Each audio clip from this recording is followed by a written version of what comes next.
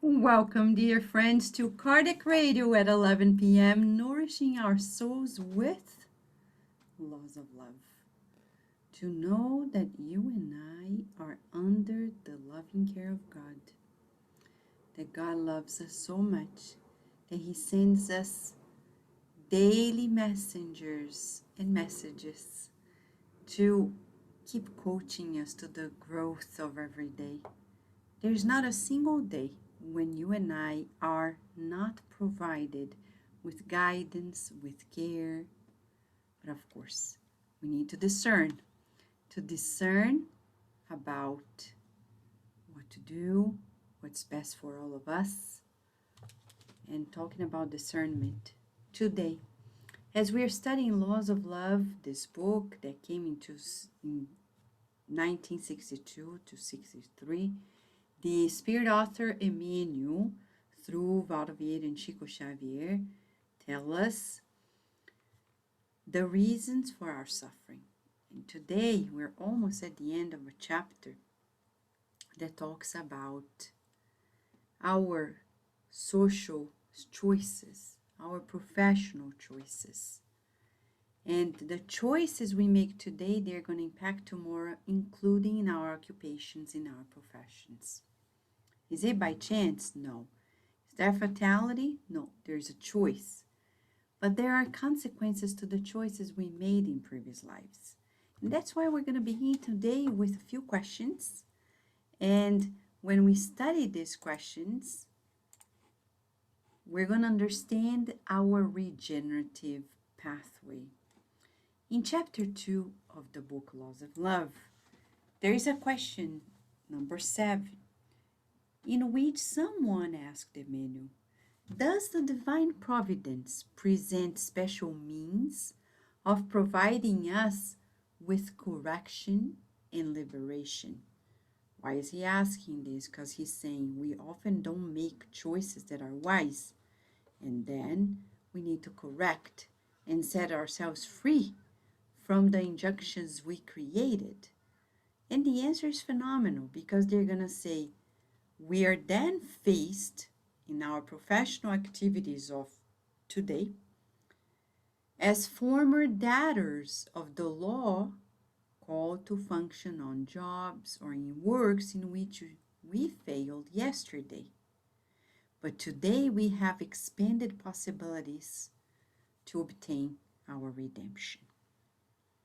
We almost always will be with the same people with whom we did crimes together, our obligations towards them as well, so we can undo antipathies, inhibitions, while breathing the same air as they do. Gotta love the boss, gotta love the colleagues at work, the friends, the neighbors. Gotta love them, gotta understand them. See how fascinating it is? It's not by chance that we attract each other in a certain profession, that we attract each other in a certain location somewhere. It's not by chance. There's always a reason. And often we are meeting again in a new setting, but now we need to do things right. So now comes a bunch of questions, four questions, in which Emmanuel is going to point out how the deeds of yesterday will turn into occupations today, and the deeds today, occupations and professions tomorrow. So he was asked, what do thinkers who intoxicated people's minds yesterday, what do they frequently do today? So yesterday, we were thinkers and we wrote about the beauty of suicide. As crazy as it sounds. Today they are reincarnated. What are they going to do? Guess what? The thinkers of yesterday who misled people, intoxicating minds, today, what are they going to do? Thinkers who formerly corrupted the popular mind with the deprivations of the spirit, already in the process of self improvement, are now diligent teachers, learning to minister disciplines at the expense of their own example. There you go. Yes, and no wonder teachers often are not well paid. It's part of the karma. Sorry, but it's true.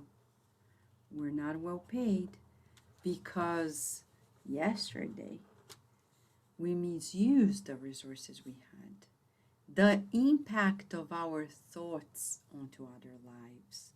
Now we come to dedicate ourselves to teaching people to grow. Wow. Have you ever thought about that? What about people who, in a former life, were military conquerors, who practiced excesses? We always hear stories of people who are in a military mission. They engage in raping, drugs, lots of stuff,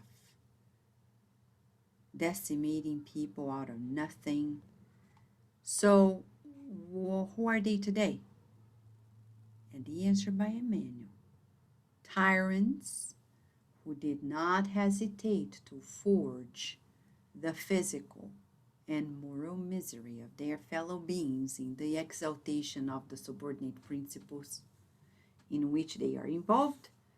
They return in a future life in the condition of administrators that need to boost the values and constructive tasks in that community. Think about administrators of all different levels and sorts and sectors of society. In previous lives, we were military conquerors. Now we have to build. And what about political dominators, politicians who lie to the public? Are there consequences? Oh, yeah. So those politicians who really deceived people, to readjust themselves, they are going to either return in business or in agriculture to work with the same community that they have smashed. So they are business people and they are going to work in agriculture. It's fascinating because they need that setting to be with the people, the community, the cities where they've been, to help them raise above themselves. And what about soldiers, warriors in the past? By the way, in spirituality, there's so many people who like this word warrior. I'm a warrior. I'm a spiritual warrior. It's not a good word. It's not very spiritual. Anything related to war is bad. We don't want to be violent. So let's think about what happens. And I know it's not the same that Emmanuel is saying here, but we're talking about when people become spiritual and they say, I'm a spiritual warrior, and they think it's great. And we understand what they mean, but the word is not a good fit for the meaning. We need a better word because we are evolving in our planet to a planet that is more peaceful, where people are more meek, mild.